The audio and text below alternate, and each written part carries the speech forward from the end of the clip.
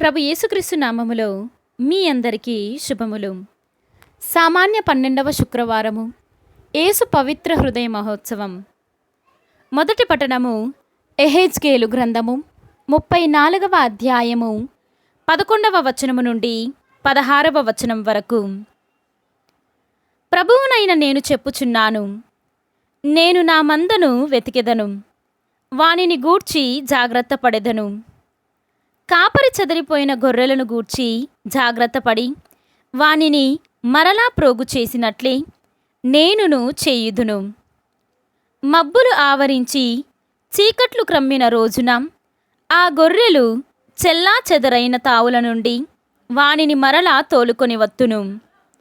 నేను వానిని పరదేశముల నుండి ప్రోగు చేసి స్వీయ దేశమునకు కొనివత్తును.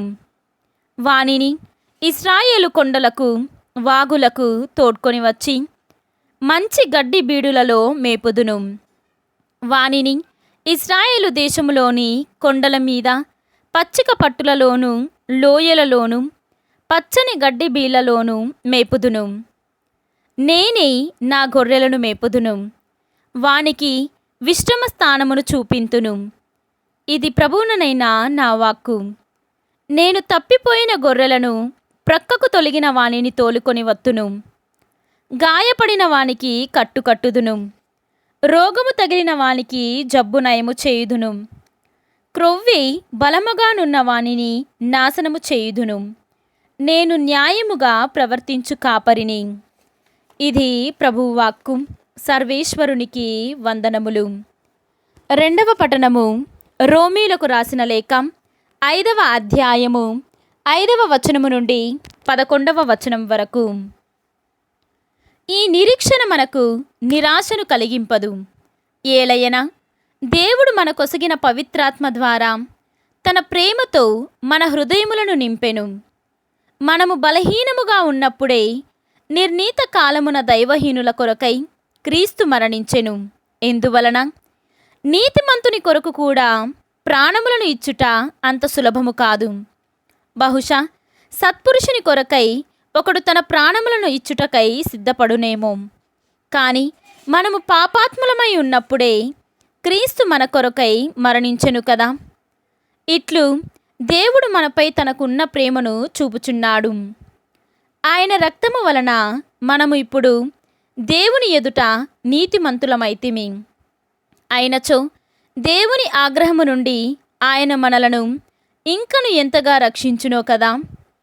మనము శత్రువులుగా ఉన్నప్పుడే క్రీస్తు మరణము ద్వారా దేవునితో సమాధాన పడితిమనిచో అంతకంటే ఎక్కువగా ఆయన జీవితము ద్వారా సమాధాన పడితిమి. అంతేకాదు, ఇప్పుడు క్రీస్తు ద్వారా సమాధానము పొందిన మనము ఆ క్రీస్తు ద్వారా దేవునిలో ఆనందింతుము. ఇది ప్రభువు వాక్కు. సర్వేశ్వరునికి వందనములు. ఈనాటి సువిశేషము పునీత లూకా గారు వ్రాసిన సువిశేషము 15వ అధ్యాయము 3వ వచనము నుండి 7వ వచనము వరకు. అప్పుడు యేసు వారికి ఒక ఉపమానమును ఇట్లు చెప్పెను. ఒకడు తనకు ఉన్న 100 గొర్రెలలో ఒకటి తప్పిపోయినచో తక్కిన 99 ఆ అరణ్యముననే విడిచిపెట్టి దానిని వెదుకుటకై పోవును గదా. అది దొరికిన పిమ్మట వాడు సంతోషముతో దానిని భుజములపై వేసుకొని ఇంటికి తీసుకుని వచ్చి తన మిత్రులను, ఇరుగు పొరుగు వారిని పిలిచి, తప్పిపోయిన నా గొర్రె దొరికినది, నాతో పాటు ఆనందింపుడు అని చెప్పును.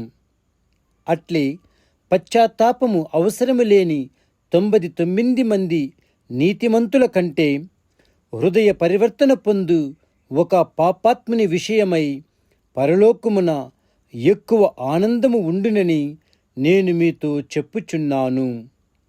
ఇది క్రీస్తు సువిశేషము. క్రీస్తువా మీకు స్తుతి కలుగునుగాక.